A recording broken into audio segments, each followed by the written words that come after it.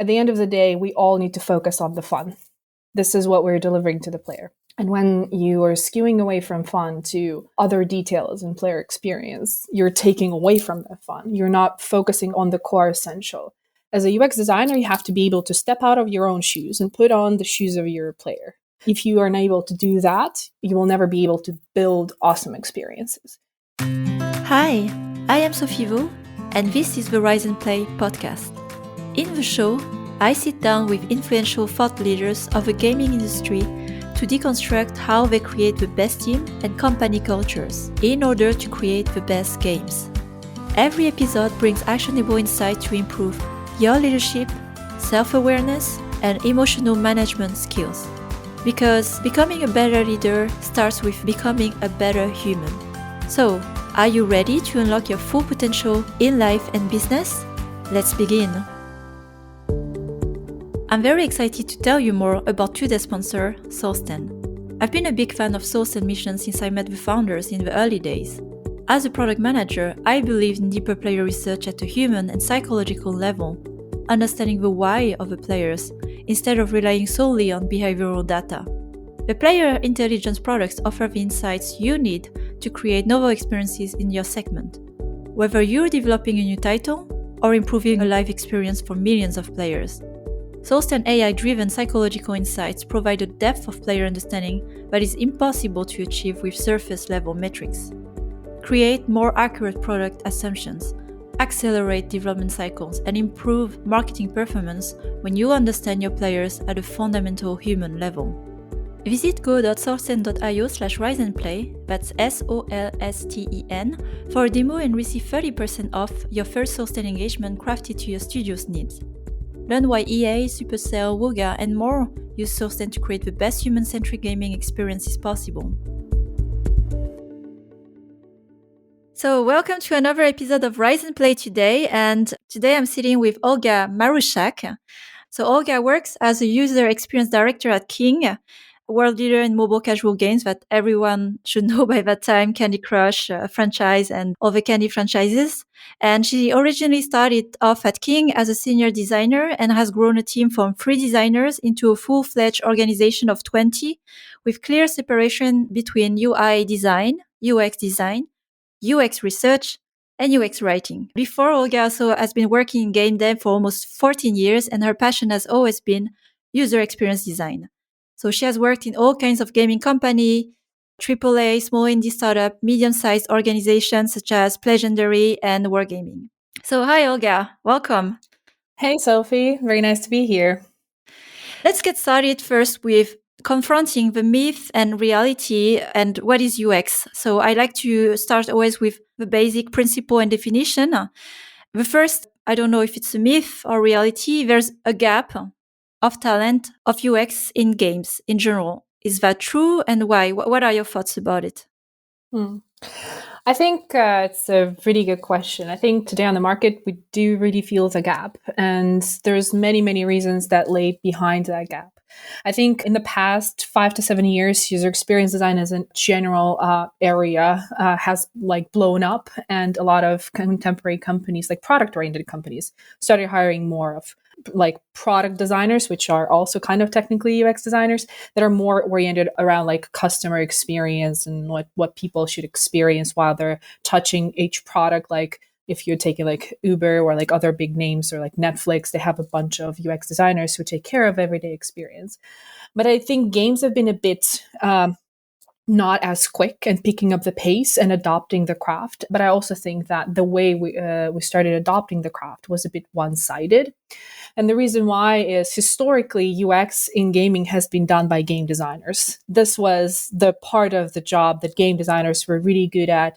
They were doing both the balancing sheets, the system designs, but then also player experience, what people should feel, how to shift narrative in a way that would cause a specific emotion or make player do something or urge them to perform an action. So it started like maybe 10, 15 years ago. We started like slowly separating it because of the new emerging platforms and new emerging markets. So I think mobile has shifted this quite a lot, because on mobile, we have to think about a lot of different metrics that are connected to player behavior and not necessarily to the system's design itself. So we started talking about like, how do we understand retention, for example? And then this is where UX design as a craft like shines a lot, where we understand what retains players or what retains people for long periods of times, how habits are formed, what happens in your brain when you are encountering certain types of experiences. And I think also on mobile, companies started fighting for player attention, because it needs to be so snappy and the experience needs to fit you so well from the start. Otherwise, your attention span is so short, you're just going to delete the app and just move on to the next one. There's a plethora of things on the market. And this is where the value of UX as a craft started growing. However, I think the entry point into UX in gaming is very steep, because we always carry that sort of underlying notion we want to hire people from gaming industry. So we're creating this catch 22 where we're having a gap in the craft and we're not adopting people from outside of the industry. We're always kind of saying, oh, we need someone with gaming experience. And, it's only a few people in the world like that have that background. So a few points to follow up here on, especially when it comes to hiring and trying to bring more expertise into the craft of UX in games. So there's one point first, which is who's hiring, right? So most of the time, people who are hiring UX designers are product managers or product lead or game director or a designer or product manager. Where I see it could be a challenge is how much the person hiring understand a craft that they don't even have, in-house, UX. The second, I would say, challenge of this is requiring game background and game experience. I've had that argument quite many times with other designers when looking to hire UX designers.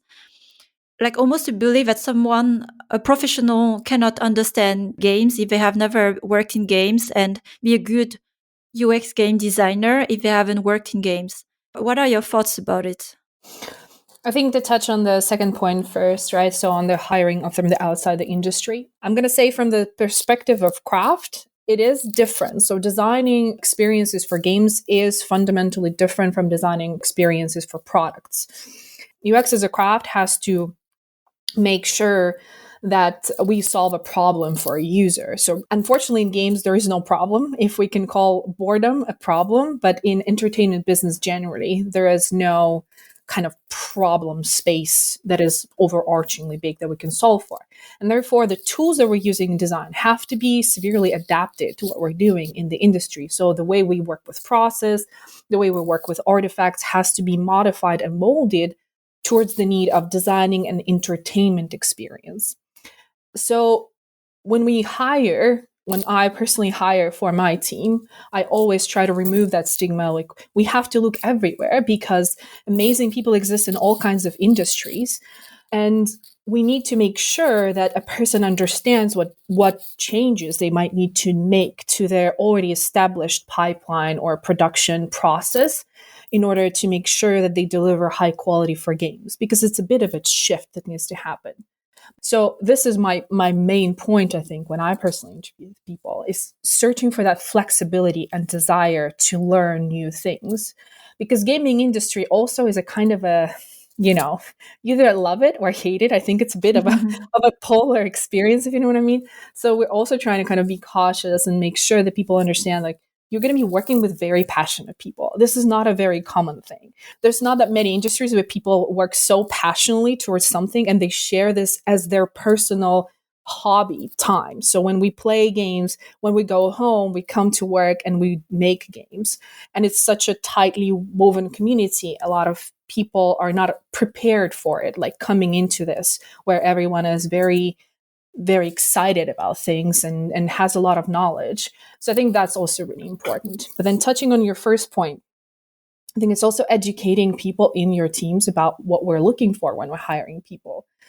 Because as you mentioned, if we're talking about like product leads or product owners, a lot of the time UX is now a buzzword. It's like a cool word. If you want to make good products, you should have a UX designer. What do? We don't know, but we should hire one. And I think a lot of the time that starts from just an internal desire to talk to the players, which I think is really cool that nowadays everyone wants to start talking to our users, customers, and players, because this is where the actual value for the business lays. Like, this is the people who bring us money, so we should be continuously talking to them. But this is where I think the misconception is born, is because they look for UX as a way, is a shape of a researcher rather than like a touch point to a player, rather than an actual designer. And I think I've been trying to put in a lot of effort in any organization I've ever worked at, just to kind of demystify it and say there are special people who do research. They're called UX researchers. They work with specific methodologies and they study a lot of research approaches on how to actually get the useful data for us. But then designer is a completely different mindset, is a completely different person. It's someone who takes that data and insights and turns it into an experience and turns it into an emotion that a player should experience at this particular point in time. As a follow-up question, how do you train, for example, hires you would have that have no game experience, but you believe that they can get there? What are the tools, or what are, the steps to understand what is a game, what is the player experience we're building, or translating it in customer need? I think it's a very good question. So as a first starting point, I recommend everyone who's coming from a non-gaming industry to start with learning game mechanics, playing a variety of different game genres, to have a feel, what is the difference in the experience, and then to read up on gamer motivations. So there's different ways and different motivational models. I refer to Game Refinery ones as a more easy to consume and more related to mobile. So we can go to like Game Refinery, have a read, look through the game's different genres and like different player motivations that are connected to them, and then start looking at deconstructing the games into mechanics. This is a really important skill that I try to kind of get everyone on the same page on learning how to reconstruct and deconstruct games to understand what makes a good and kind of tight experience, because it's a lot of the time dependent on the mechanics. And what I always kind of can say is the reason why UX has to work so closely with game design and understand how game design works is, if you have a car with no wheels, it doesn't matter if you paint it red or blue, it's not going to go. So it's the same way. We have to help game designers to build a car in a way that it's going to drive, and it's going to drive fast, and the way that the user is going to want to drive that car. So we have to understand how the wheels work to put them in. We have to understand how the engine works to put it in the correct place. So this is the most fundamental knowledge for anyone who starts in user experience design and gaming, is understanding game design first, how it operates, what is the importance of it, how to abstract the experience into a system and understand how different system pieces fall together to actually create the core experience that is engaging and really exciting for the player. Because behind every fun, it's always a system that has to be functioning. And then after it, it's just more genre-specific learning that has to happen, right? So understanding of how, for example, for us, it's casual. So we're more understanding and deep diving into a casual. I always recommend everyone to be aware of the whole genre that we're working within. So playing as many games as we possibly can, read a lot of analytics like Liquid and Grit, different reports that come out to see what's happening on the market. Because things happen on the market really, really quickly. And we try to learn ourselves as quickly as we can, but we also have to learn from competitors and from what's happening out there to be always aware how the industry is developing, because it affects how our players are changing, and they're changing their behaviors because they're also playing other games too. They're not only playing ours. So I think this would be like the two big areas, is the market knowledge and the game design knowledge. From your experience, is it important that the UX designer joining has interest in games or likes games, or it's could be purely professional and that is enough to go through the journey? Well, it's a really good question. I really like to hire people who are passionate about user experience. And whether it could be user experience in games or they're generally passionate about delivering great experience, it doesn't really matter. However, what I have seen in my experience is that people who don't share at least an interest in gaming as an industry, or at least don't play some games, don't fit that well over a long period of time, because I think they're focusing a lot on not the right things. At the end of the day, we all need to focus on the fun. This is what we're delivering to the player. And when you are skewing away from fun to other details in player experience, you're taking away from the fun. You're not focusing on the core essential. So if you are unable to do that, you will never be able to build awesome experiences. And we rely quite a lot on us continuously being inspired through different means and get inspiration from somewhere else. So if someone is not sharing that passion, is not like playing games in their free time, it's really difficult to actually actively develop in the career. And then this is where we tie it, I think, internally to passion for games. But it could be just passion for your work that is translated into games, and being passionate about like learning more about industry and developing more within industry. I have never seen it being separate things, though. So I'm going to say, like, in my experience, I've never worked with someone who separates these two really well. Most likely they converge at some point and they become one passion for games. And that's what kind of is driving you through your development and exploration. I wouldn't work for a product that I'm not interested in, if you know what I mean. So I wouldn't work for a company that is developing, I don't know, insurance, that just, I have zero passion for that. So I would not want to pursue a career in insurance and doing design for insurance services. So same here. I'm very wary and cautious of people who don't like exhibit any interest in like new area and trying things out. But if people are interested and they're ready to kind of dig in, and I'm very kind of eager to try and see. It's, again, I'm looking for that spark in the eyes when they talk about player experience, and that's all that matters at the end of the day.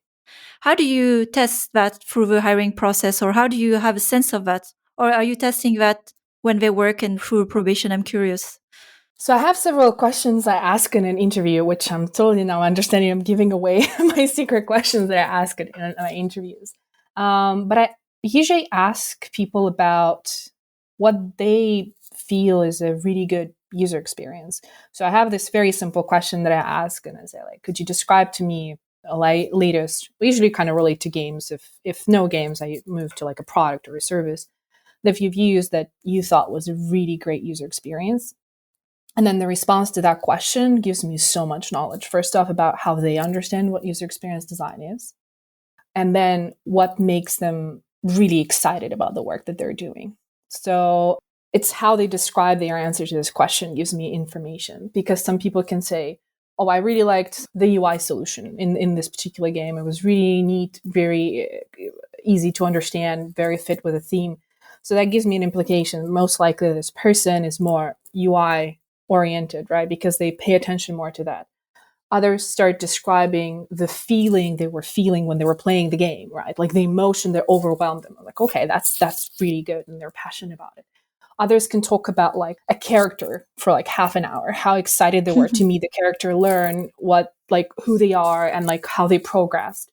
And it's more, this is where I'm looking at. If someone says, well, I don't know, I have no answer. Sometimes people answer like that. And it's like, well, then you're not passionate about the craft.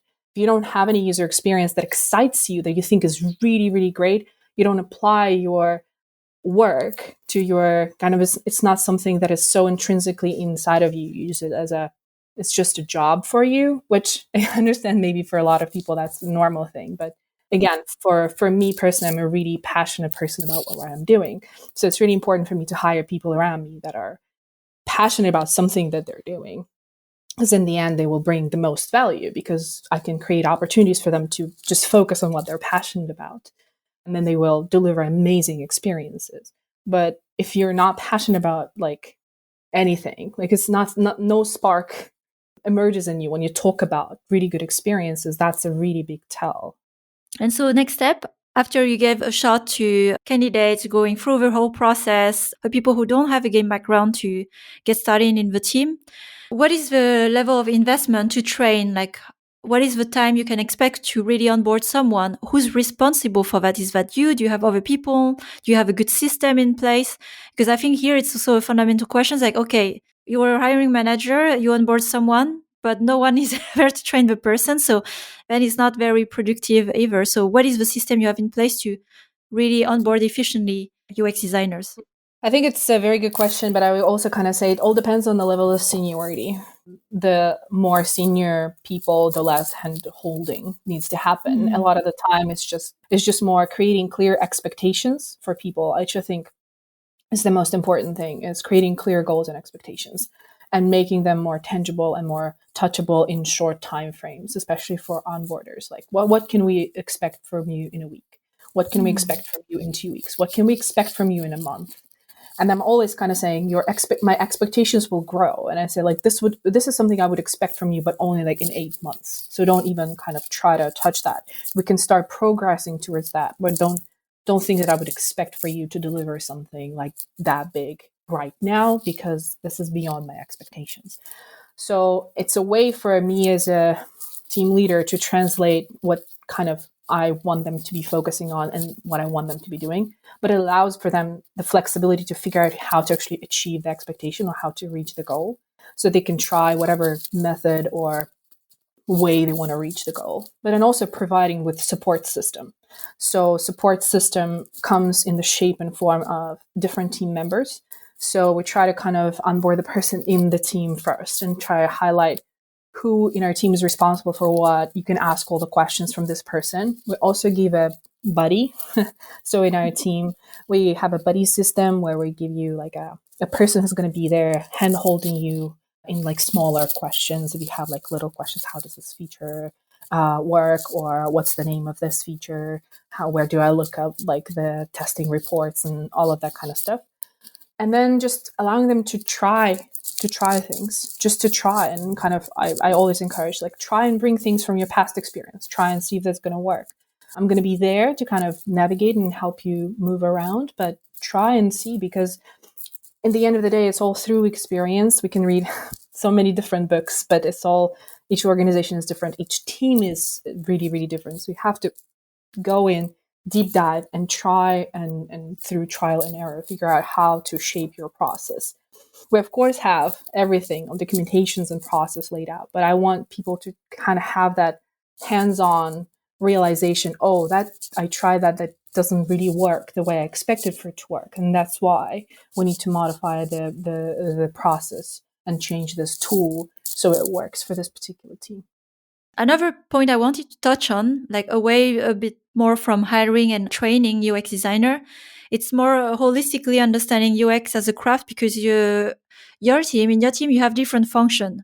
So let me define them again. UI design, UX design, UX research, a new one for me, then UX writing.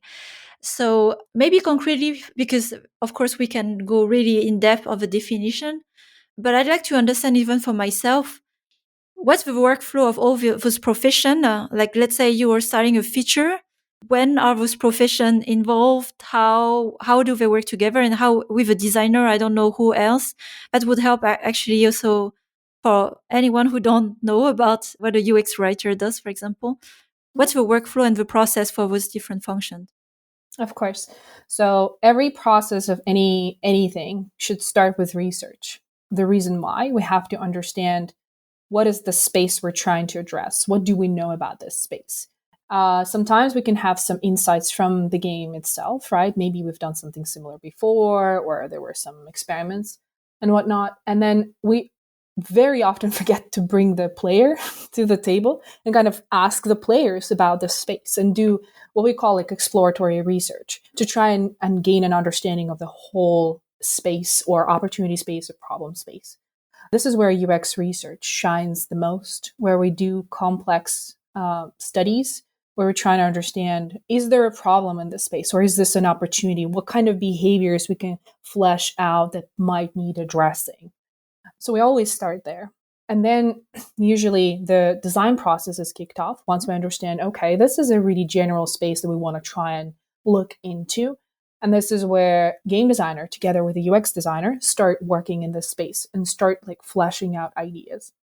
we usually like to describe it's always driven at first by game designer because they kind of pull it together and try to ideate in the space. But UX designer is there for support and consultation because we're always trying to bring that back to the player and bring that perspective and say, well, this is not going to work in this system, or this is not, it's going to be really difficult to explain to a player, or this is not going to work with, for example, our casual type of player. So it's really valuable to have a UX designer there. And then once we have a rough idea of what we're trying to do, then we enter like the proper design phase. And this is a proper design phase where we start introducing other crafts. So this is where we start working with UI and UX writing. So UX writing is a new expertise tailored to design experiences through communication to a player on how we communicate, how we explain things. It has to do a lot with information design and information architecture, working with the best possible way to motivate player to perform a certain action when we need to perform a certain action. So it's a collaboration of a lot of different crafts that happens in the actual like solution design when we're designing the actual feature. But if we kind of put things aside, UX is really responsible for putting things together in a flow. So we more think about the flowing of information, how we deliver information, how we slice up information, how we create certain emotional triggers, and then kind of pass it on more to UI. UI more puts in the buttons on it and kind of says like, this is the layouts they need to work out here. This is the color schemes we're going to use. This is the actions that players are going to do here. And then UX writing comes in and just puts text where needed or removes text where not needed, which is really important.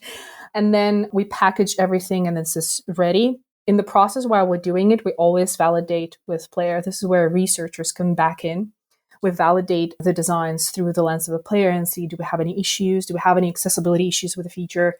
And then we're kind of ready for production. And then this is where all the crafts support the production as much as we can. And then in the end, I always recommend for UX, game design, and research to come together and do the pass when we release things into the wild, into the live. Mm-hmm. Always bring back qualitative data, insights on how it performs on live. And usually we do like longitudinal studies. So we track players for a long time and see how their attitude changes, how their behaviors change. And together with quantitative data, we kind of bring back insights and assess how to proceed. And this is where UX and game design, together with product manager, work to kind of compile all the data and work on the findings. So this is a kind of high-level description of how it works. I'm curious about the function of UX writing. What is the background of this profession? Is it more writer? Is it a UX designer? And because I guess how do you deliver the words, right, as well? I think it's all coming from copywriting. When the internet boom happened and we had to start writing action-invoking texts, this is where UX writing as a subcraft started emerging. In UX in particular, we started getting interested in a lot of little things matter in player behavior and user behavior generally. And you like infamously know, like you color the button a different color and the behavior changes. Same goes with labeling a button with a different word. Depending on what you put in as a word on a button changes player behavior. So we've started noticing these things over time that actually text really matters, like the words that we're using, or actually removing the words that are unnecessary is also a really common thing. We know that players generally or users don't read. As humans, we really dislike reading. It's just too consuming and too frustrating for our brain. So having someone who understands how to deliver information in a concise form at the right time, in the right shape, is really crucial for our team because UX designers usually are not like laser focused on that. They use text as a means, but they don't kind of get into this space and it don't work with the meaning of word. But then also another side of this is UX writing also works quite a lot with translations and localizations because it's really important also not only to write concise and really good action-driven text, but then to translate it correctly into other languages because when you're working with translations, you have to put a lot of effort into creating foundations for translators who's going to look at your text probably not even on a screenshot as in a Google Doc and try to translate it correctly so it carries the correct meaning and incentive in the word is the really, really tough piece of work to do.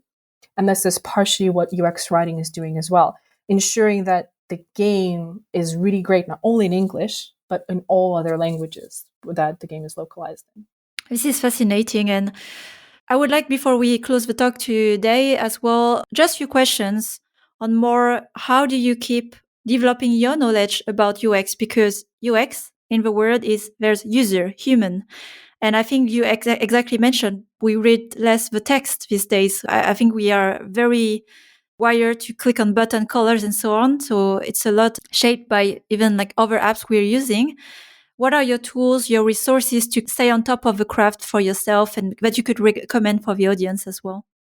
Well, first off is markets. It's really important to understand that market and platforms shape player behavior quite substantially, especially if you're, most games come out on some platforms, but I can only speak for mobile platforms. Mobile platforms change more frequently than like consoles, for example.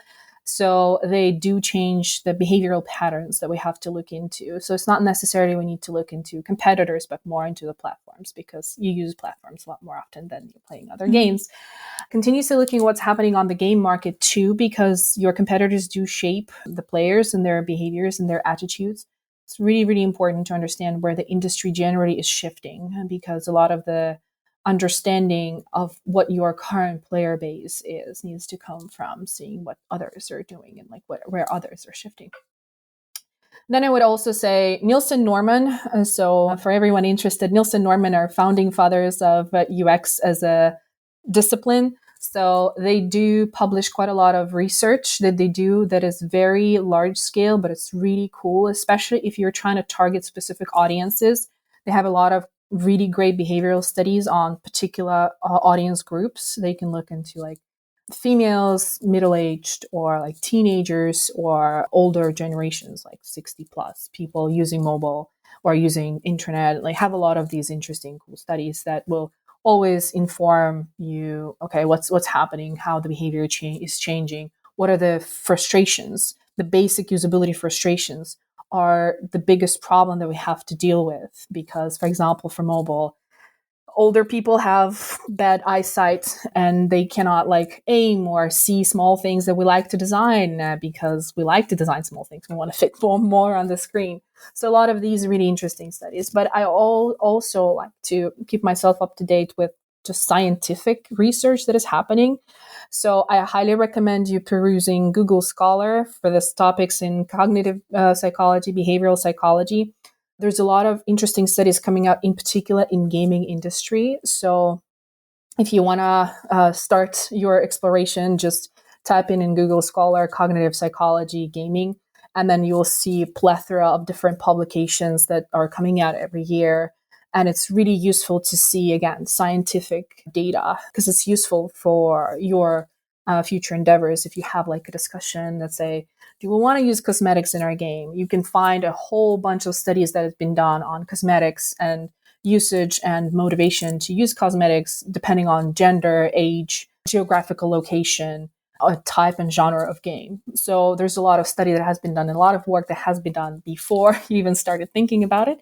So it's really useful to kind of keep up to date there. And then also, again, try to read up as many game design related reports as I possibly can. Again, Game Refinery reports, Liquid and Grid reports. I'm an avid user of App Annie, again, performances, looking at how KPIs perform in different games when they release new things. It's also really important to know and be a bit on a business side of things as well. Wow, amazing list of resources. Thanks a lot for sharing. And before we close the conversation today, I wanted to just say I really can feel and love your passion about the craft. I think you mentioned as well how it is important for you as well in the people you hire, the way you build your team. And it's very contagious, like by just listening to you. So I just wanted to share this. Thanks a lot for sharing all those insights. It was very educational as well for me, not working so close to games for me these days, but I love to understand further, UX, and especially understand why we are struggling to hire in UX. So that was really helpful. Thanks a lot for your time today. This was really great. I really appreciated the time. Thanks for listening to this latest episode of the Rise and Play podcast.